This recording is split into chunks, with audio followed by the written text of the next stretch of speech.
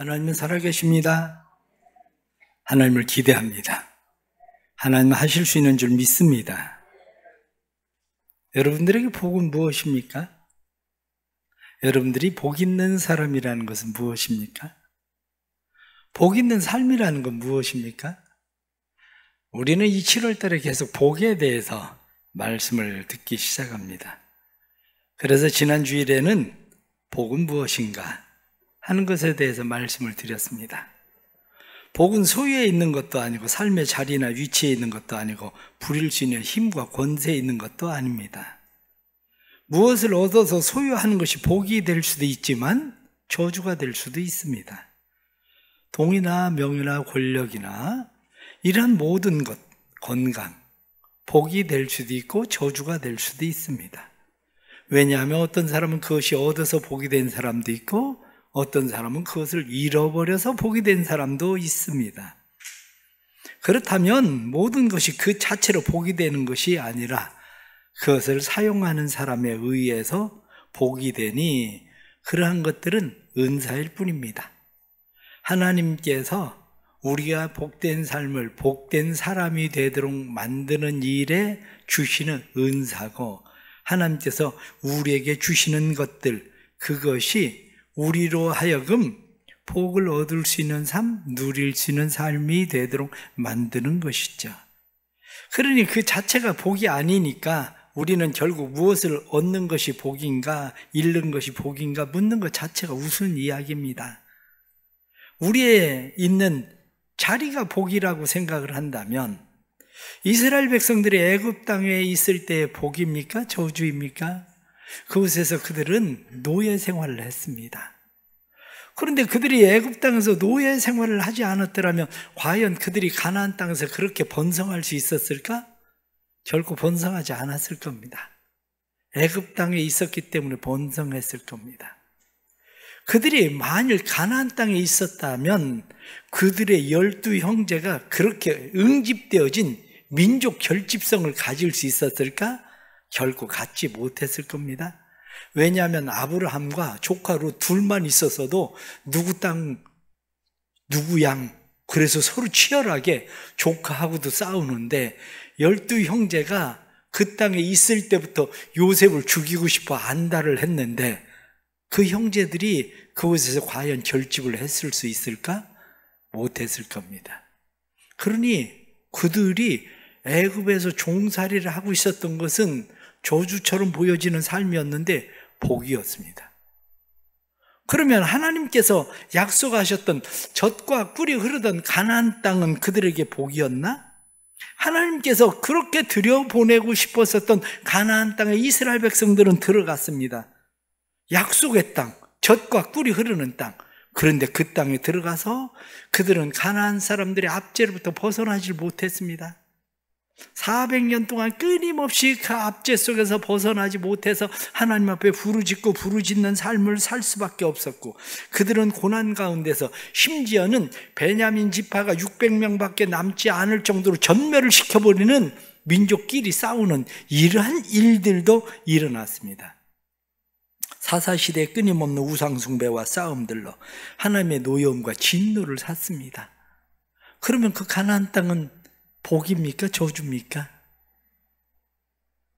결국 우리가 살고 있는 삶 속에서 롯처럼 소돔성이 복이 좋아서 그리로 내려갔는데 저주거리가 돼서 빈털터리가 돼서 나오고 아브라함은 마음 한쪽으로는 서운한 마음이었는데 하나님께서 거하고 있었던 그 땅에 하나님께서 은혜를 주셨죠.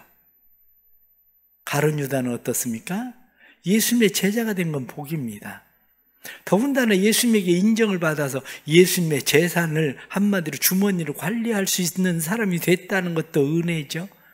왜냐하면 레위 같은 사람도 원래 세리 출신이기 때문에 계산은 잘합니다. 그런데 왜 가룟 유다에게 맡겼을까? 그런데 성경은 예수님께서 가룟 유다는 차라리 태어나지 않았으면 좋을 뻔했다 이렇게 이야기하시니 예수님의 제자가 된 것이 복이 아니라 저주가 된 거죠. 우리의 삶은 어떻습니까? 사람들은 살아가면서 내가 머물러 있는 자리가 복인 것처럼 생각하지만 때로는 명예나 권력을 가지고 있는 것처럼 그것이 복인 것처럼 생각하지만 어떤 사람은 장관이 된다고 탈탈 털려가지고 가족들까지 온갖 수치는 다 당하고 교도소에 가고 그리고 장관 조금 더 했다고 해서 그게 인생의 복입니까? 그걸 복이라고 생각할 수 있는 사람이 어디 있겠습니까?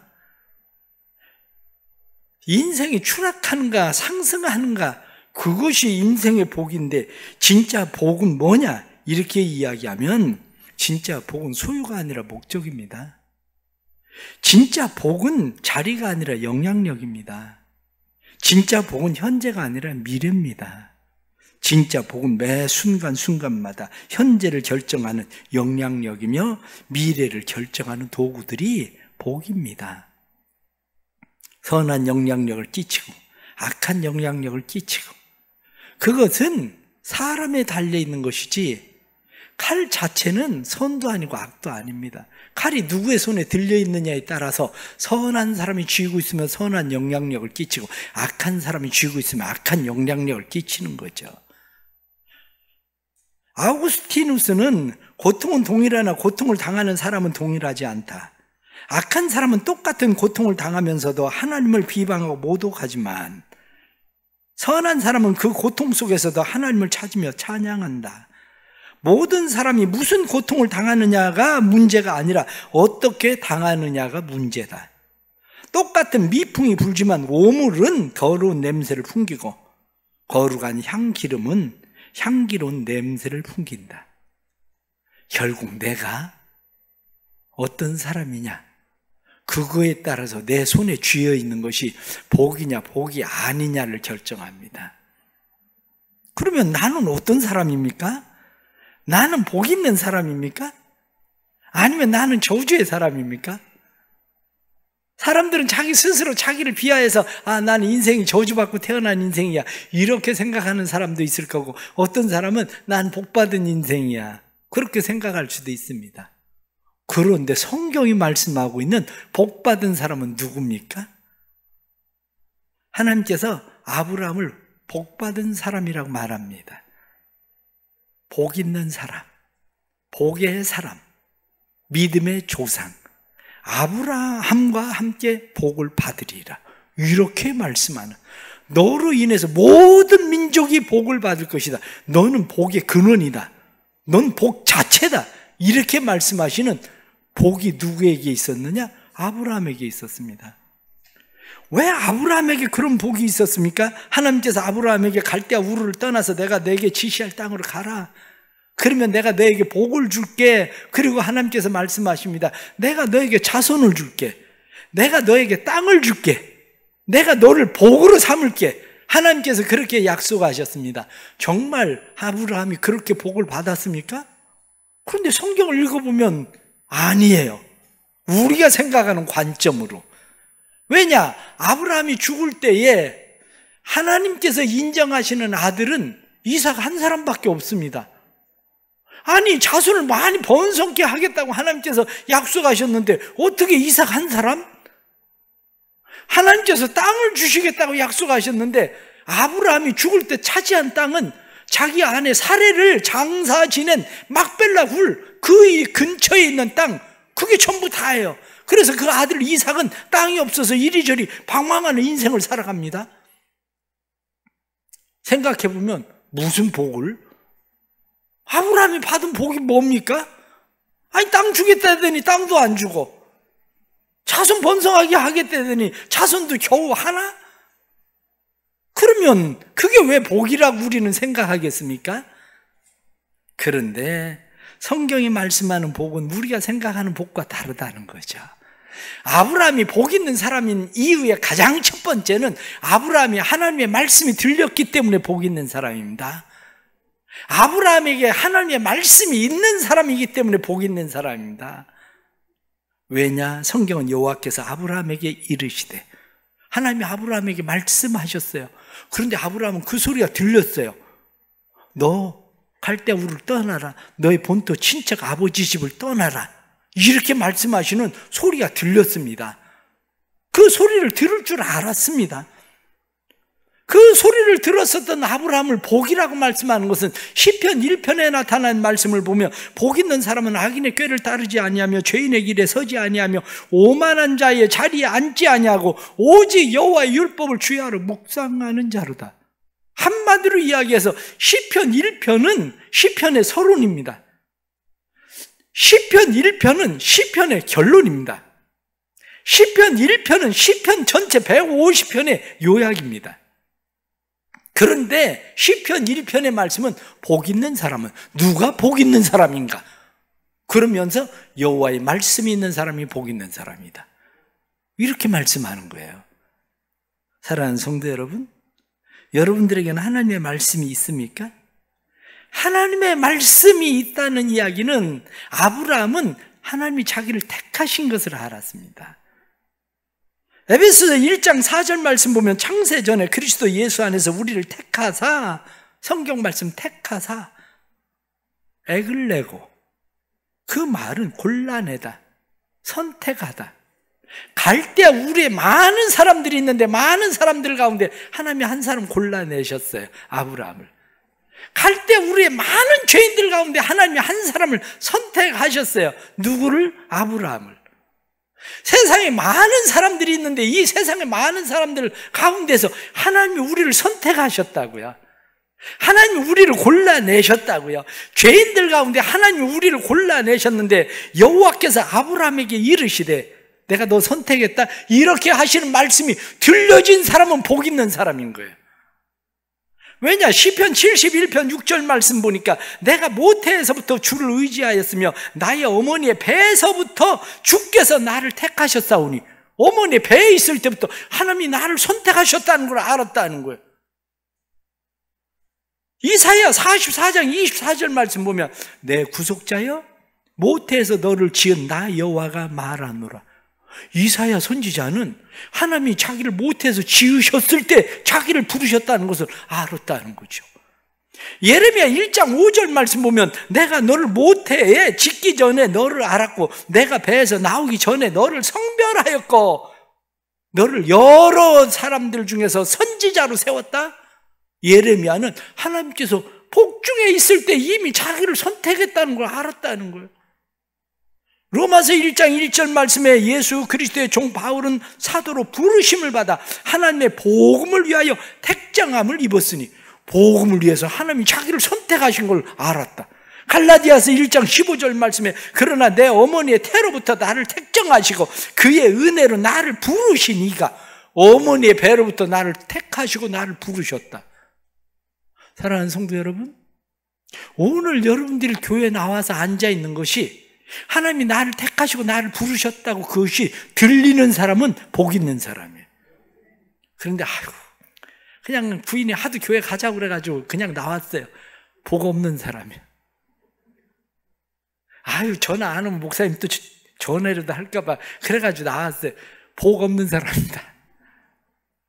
진짜 복 있는 사람은 누구냐면, 세상에 많은 사람들 가운데 하나님이 나 같은 사람을 택하셨다니, 나 같은 사람을 하나님이 부르셨다니, 이게 복 있는 사람이에요.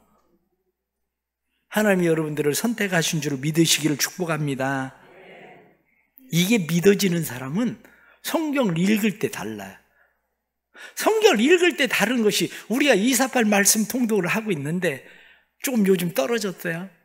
248 말씀 통독을 하고 있는데 성경을 읽을 때 많은 사람들은 성경을 좀 더 알고 이해해 보려고 성경을 열심히 읽습니다. 그런데 제가 그냥 물어보면 알아서 이해해서 뭐 하려고요? 뭐 알아서 이해하려고 뭘 그렇게 성경을 열심히 읽느냐고. 성경은 알고 이해하려고 읽는 거 아니에요. 사실은 알고 이해하려고 성경을 읽는 게 아니라 성경을 읽을 때 성경에서 하나님이 나를 택하셨다는 것이 들리는 거예요. 성경을 읽을 때 하나님이 나를 사랑하신다는 것이 들리는 거예요. 성경을 읽을 때 하나님께서 두려워하지 마라 그런 말씀이 들리고, 걱정하지 마라, 염려하지 말라, 놀라지 마라 그런 말씀이 들리고, 내가 널 도와줄게 이런 말씀이 들리고, 하나님의 말씀이 들리게 하기 위해서 성경을 읽는 거지, 성경을 알아서 이해해서 뭘 어떻게 하려고요. 성경을 알아서 이해하려고 읽는 게 아니고 사실은 성경은 하나님의 말씀을 들으려고 읽는 겁니다. 그런데 성경을 읽을 때 하나님의 말씀이 들리면 복 있는 사람인 거지. 왜 하나님의 말씀이 들리면 복 있는 사람이냐? 자녀들을 생각해 보십시오. 부모 말씀이 들리는 자녀는 복 있는 자녀예요. 근데 부모 말씀이 안 들리는 자녀는 엄마가 잔소리를 얼마나 해야 되는지, 엄마 말이 들리는 게 아니라 잔소리만 들려. 그러니까 아이가 그렇게 되는 거야. 학생이 선생님의 말씀이 들리면 공부를 합니다. 그런데 말씀이 안 들리니까, 선생님의 말씀이 안 들리니까 학교에서 몸살을 하라고 몸부림을 칩니다. 공부 시간에, 수업 시간에. 아이들이 의사의 말이 들리는 환자는 살아납니다. 그런데 의사의 말이 안 들리면 죽습니다. 우리도 세상을 살아가면서 세상이 마찬가지입니다. 하나님의 말씀이 들리면 살아요. 하나님의 말씀이 들리면 사는 이유는, 우린 예수를 왜 믿습니까? 예수를 믿는 것이 복인 이유가 뭡니까? 하나님께서 저주와 심판 아래, 진노 아래 놓여있는 우리를 부르셔서 사망에서 생명으로 옮기시고 심판에 이르지 아니하게 하시고 우리를 영원한 하나님의 나라를 주시겠다고 약속하시니까, 그 약속이 들리니까 복인 거예요. 그런데 그게 안 들리면 구더기도 죽지 않는, 꺼지지 않는 지옥불에 들어가서 영원히 슬피 울며 이를 갈게 되니까 저준 거예요. 그래서 하나님의 말씀이 들리는 사람은 복이 있는 사람입니다. 하나님의 말씀이 지속적으로 들리는 사람은 어떻습니까? 하나님의 말씀이 지속적으로 들리는 사람은 하나님의 말씀이 들리니까 내 삶의 목표와 방향이 생겨요. 주의 말씀은 내 발의 등이요 내 길의 빛이니이다. 성경이 그렇게 말씀한 것처럼 하나님의 말씀이 들려지면 내가 인생을 어떻게 살아가야 될지 인생의 목표, 인생의 방향이 생깁니다. 그런데 예수를 믿고 복음 받았다고 생각을 하는데 인생의 목적도 없고 인생의 방향도 없으면 그게 왜 복이겠습니까? 지옥에 안 가는 복은 받은 거지. 그러나 인생의 목적과 방향이 없으면, 혹시 여러분들 아브라함처럼 내가 복 받은 사람이다 이렇게 이야기하면 너로 인해서 모든 민족이 복을 받을 거다 이렇게 말씀한 대로, 맞아, 하나님께서 나를 복으로 삼으셨는데 그래, 최소한 내 남편은 나 때문에 복을 받아야지, 내 남편이 나 때문에 예수를 믿어야지, 나 때문에 내 자녀들이 복을 받고 내 자녀들이 예수를 믿어야지, 나 때문에 내 가족들, 친척들이, 부모가 예수를 믿어야지, 나 때문에 누군가가 예수를 믿고 구원받아야지. 이 인생의 목표와 방향이 있는 사람은 복 있는 사람이에요. 그런데 아유 목사님 그런 말씀 마세요. 신앙은 다 지가 선택하는 거죠. 뭘 지가 알아서 다 크면 선택할 겁니다. 인생의 목적과 방향이 없는 사람이에요. 아이고 목사님 저희 남편은 바늘로 찔러도 피도 안 나올 사람이에요. 아이고 예수 믿을 것 같지를 않아요. 그게 바로 복 없는 사람들이 하는 생각이에요. 그게 우리의 삶이라고 하는 것은 하나님께서 내게 주신 우리의 삶의 등, 빛, 이렇게 말씀한 것처럼 인생의 목표와 방향이 분명해지는 것. 나 때문에 누군가가 복을 받아야 된다. 이게 바로 복 있는 사람이란 말이죠. 우리 성도들에게 하나님께서 이 은혜와 축복을 주시기를 간절히 바랍니다. 두 번째는 복 있는 사람은 하나님의 말씀에 순종하는 사람이 복 있는 사람입니다. 오늘 성경 말씀에 보니까 하나님께서 너의 고향과 친척과 아비집을 떠나 내가 내게 보여줄 땅으로 가라. 하나님께서 그렇게 말씀했더니 4절 말씀에 이에 아브라함이 여호와의 말씀을 따라갔고 아브라함이 하나님의 말씀에 순종했다는 거예요. 그런데 사람은 하나님의 말씀에 순종한다고 해도 완전한 순종이 되지는 않습니다. 왜냐하면 아브라함이 갈대아 우르로부터 떠나왔는데 하란에 머물러요. 자기 아버지 데라가 죽을 때까지. 한마디로 하나님께서 지시할 땅까지 온 게 아니라 거기 머물러. 가나안 땅에 왔다고 생각했는데 그 땅이 흉년이 드니까 애굽으로 내려가요. 우리도 살아가면서 하나님의 말씀에 완전히 순종되지는 않아요. 그런데 하나님의 말씀에 완전 순종되지는 않아도 그래도 하나님의 말씀에 순종하는 사람들이 복 있는 사람들입니다. 그냥 믿고 순종하고 믿고 시작하고 그러는 사람, 완전하게 할 수 있기 때문이 아니라 하나님의 말씀이기 때문에 순종하려는 사람.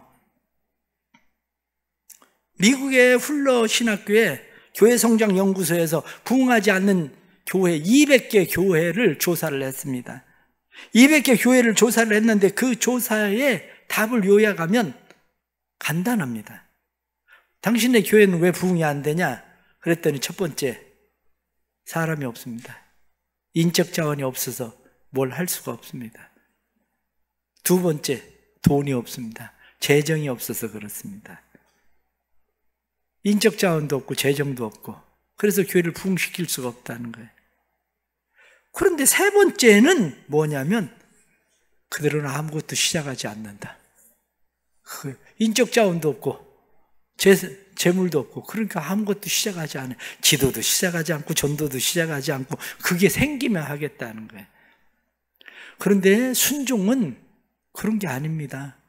오늘날 많은 사람들이 하나님 앞에 하나님 건강 주시면 순종할게요. 돈 주시면 순종할게요. 내가 시간에 여유가 생기면 순종할게요. 그러는데 그렇게 하는 게 아니라 순종은 하나님의 말씀을 따라갔고 이렇게 말씀하는 것처럼 그냥 말씀 따라서 그냥 가는 것이 순종하는 겁니다.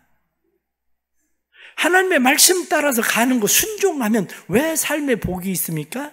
시편은 그것을 말씀할 때 뭐 복 있는 사람은 시냇가에 심겨진 나무와 같아서 시절을 쫓아 과실을 맺으며 열매를 맺는다. 그 잎사귀가 마르지 아니함과 같다. 이렇게 되어 있습니다.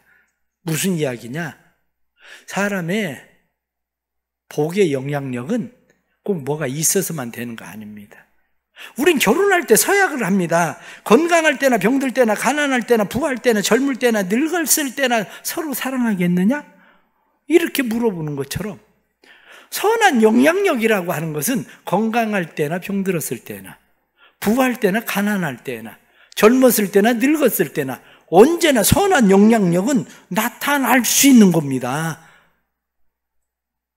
건강하기 때문에 부하기 때문에 젊기 때문에 선한 영향력이 나타나고 그것이 없으면 선한 영향력이 나타나지 않으면 그것은 진짜 복이 되지 않습니다. 복이 아닙니다. 잠깐은 복일 수도 있겠죠. 그런데 아브라함을 생각해 보십시오. 아브라함은 4,000년 전의 사람인데 그 전에 사람이었었던 아브라함이 계속해서 이스라엘에 끼친 복을 생각해 보십시오. 지금 우리에게 끼치는 믿음의 복을 생각해 보십시오. 그 복의 영향력이 얼마나 큰 것인지. 죽었다고 끝나는 게 아닙니다. 죽어서 끝나는 게 아니라 성경 말씀을 보니까 엘리사는 살아있을 때에 아람을 진멸하도록 영향력을 끼쳐요. 근데 엘리사가 죽어서 장사를 지냈습니다. 그 사람들은 돌무덤에 장사를 지내는데 엘리사의 시체가 다 이제는 흩어지고 뼈만 남아있어요. 그런데 어느 날 사람들이 장례를 치르고 하다가 도적들을 만나요. 급하니까 그 뼈를 죽은 사람을 엘리사의 무덤에다 집어 던지고 도망을 가버렸습니다. 그런데 이 시체가 엘리사의 뼈에 닿았더니 죽었던 사람이 살아났다는 거예요. 영향력이라고 하는 건, 선한 영향력은 지금도 죽은 선한 사람들의 영향력이 지금도 얼마나 많이 나타납니까? 바로 그런 거죠. 여러분들 가운데 저희 아버지를 기억하시는 분들도 있을 겁니다.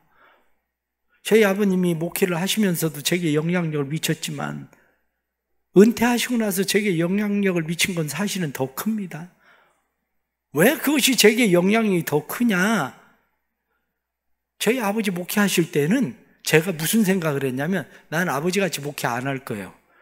제가 그 생각했어요. 그런데 저희 아버지가 은퇴하시고 나서 제가 영향을 받은 것은 뭐냐면 은퇴하고 한 10년 지났는데 저희 아버지가 그러시더라고요. 야, 이제 내가 성경 100독을 했대. 목회하면서 성경을 더 많이 읽었어야 되는데 한 달에 한 번씩 성경을 1독씩 하면서 성경을 100독으로 하셨다는 거예요. 새벽에 나오시는데 저는 빠져도 저희 아버지는 안 빠져요. 모든 예배에 빠지지 않고 저희 아버지 나오시고 아마 기억하실 겁니다. 제가 은퇴하고 목회를 은퇴했을 때 어떻게 살아야 되는지를 제게 보여준 선한 영향력이에요. 죄송한 말씀이지만 종종 목사님들 이해 안 가는 목사님들 많습니다. 교회 안 가고 부부끼리 예배 드린대요. 왜 그러냐니까 교인들이 싫어해서. 아니, 이 가운데 뭐 교인들 싫어해서 여기 그래도 와서 앉아있는 사람 많아요. 그래도 아니, 그래서 교회 안 나올 것 같으면 뭐 집에서 그냥 예배 드리지. 아니, 그런데 그분들은 왜 그러면 옛날에 자꾸 교회 나와서 예배 드리라고 그랬을까? 응? 아니, 은퇴하시고 나서 뭐 농사 짓는다고 뭐 한다고 성경 한 번 읽지도 않고 그러고 다 외웠나? 왜 그러고 사실까? 여러분, 삶이라는 건 우리 교회도 은퇴하신 장로님, 권사님들 새벽에 나오셔서 기도하시고 그렇게 하시는 모습들이 선한 영향력이에요. 그게 복 있는 사람이에요. 어떤 사람은 은퇴했다고 교회도 안 나오고 막 싹 다 끊어. 다 끊어. 하나님도 끊지. 왜? 신앙생활은 우리가 하나님 앞에서 살아갈 때에 늙었을 때나 젊었을 때나 소유했을 때나 없을 때나 위에 있을 때나 아래에 있을 때나 영향력을 끼치는 시제를 쫓아 과실을 맺으며 노년의 때에도 과실을 맺고 여호수아 갈렙처럼 그렇게 모세처럼 사는 거, 이게 바로 복 있는 사람이란 말이죠. 우리 성도들에게 하나님께서 그런 은혜 주시기를 주의 이름으로 축복합니다. 그건 순종할 때 나타납니다. 아브라함이 하나님의 말씀에 순종했더니 내 아들 이삭을 바쳐라. 그래서 이삭을 바쳤더니 하나님께서 여호와 이레, 네가 참으로 나를 사랑하는 줄 알겠다. 그러면서부터 아브라함의 삶에 그때부터 본격적으로 여호와 이레의 삶이 일어나기 시작한 겁니다. 우리가 하나님께서 우리의 길을 예비해 주시면 내가 순종하는 게 아니라 순종할 때 하나님이 예비하시는 여호와 이레의 삶이 우리의 삶에 일어나는 거죠. 이 은혜와 축복이 여러분들의 삶이 되기를 바랍니다. 그래서 복 있는 사람이 되기를 바랍니다.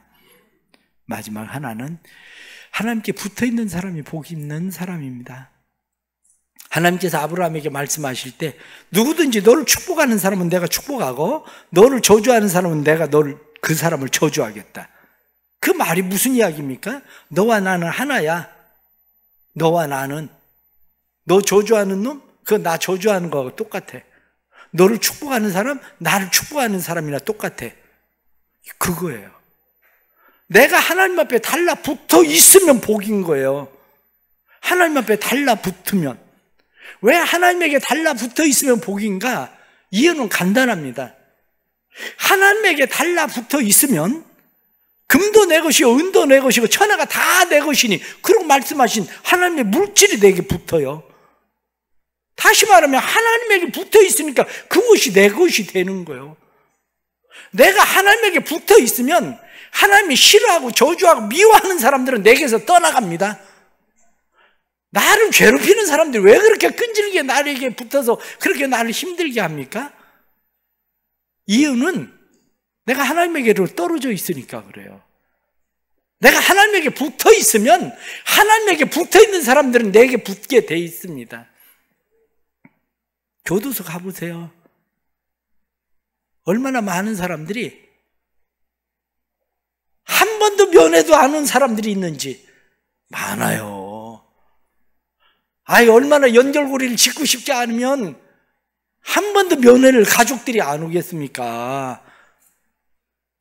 혹시 여러분들 부부가 살면서 저 인간하고 헤어져야 있어, 혹시 그러면 이거 복 없는 사람입니다. 여보, 난 다시 태어나도 당신하고 붙어 있을게. 그럼 복 있는 사람이지. 응?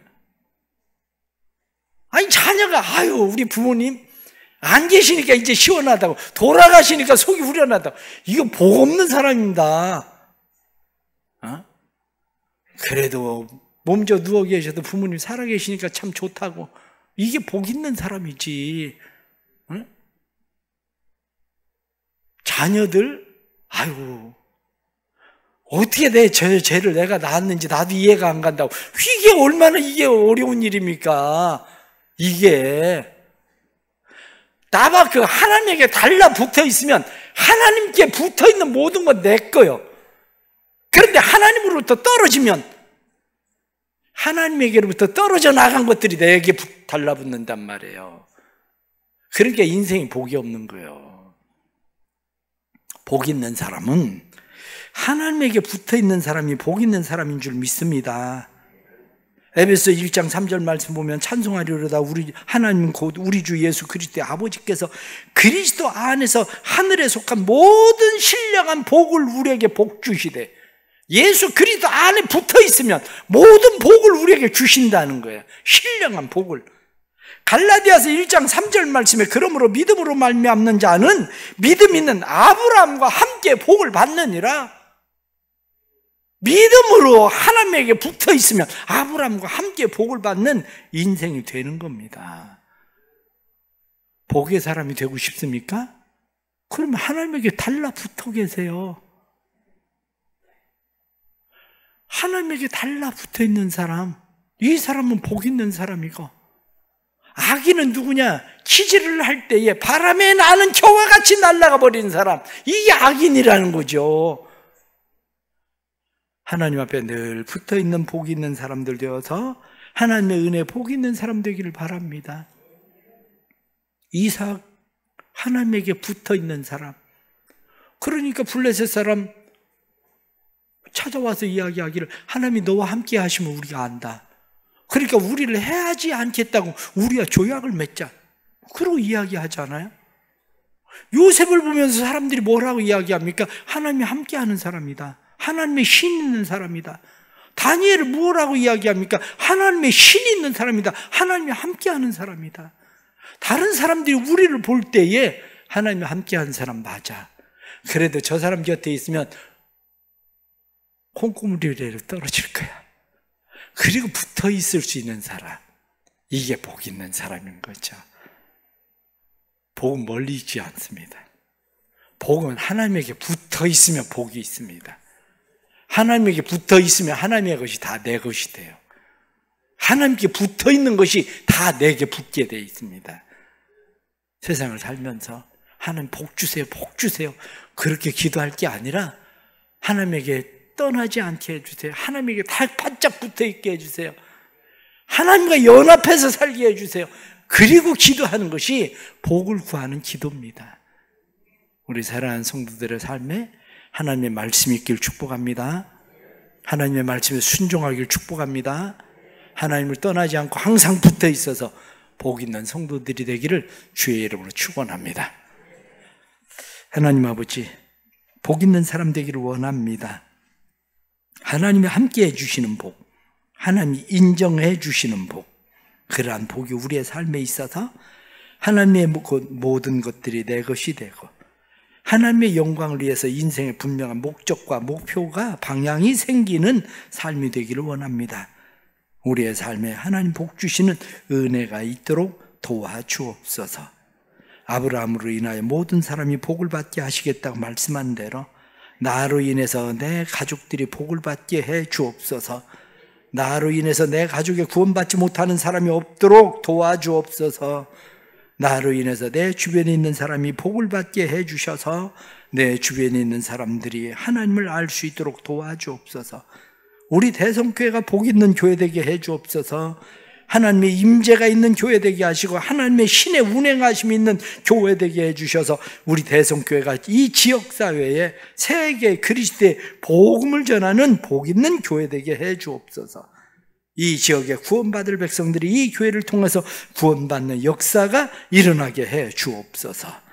오늘도 믿음으로 말씀 듣는 성도들 은혜 베푸시고 사랑하는 성도들의 삶에 복 주시는 하나님을 경험하는, 하나님과 바짝 붙어있고 떨어지지 않는, 떠나지 않는 믿음의 사람들로 살게 해 주옵소서. 예수님의 이름 받들어 기도드리옵나이다. 아멘.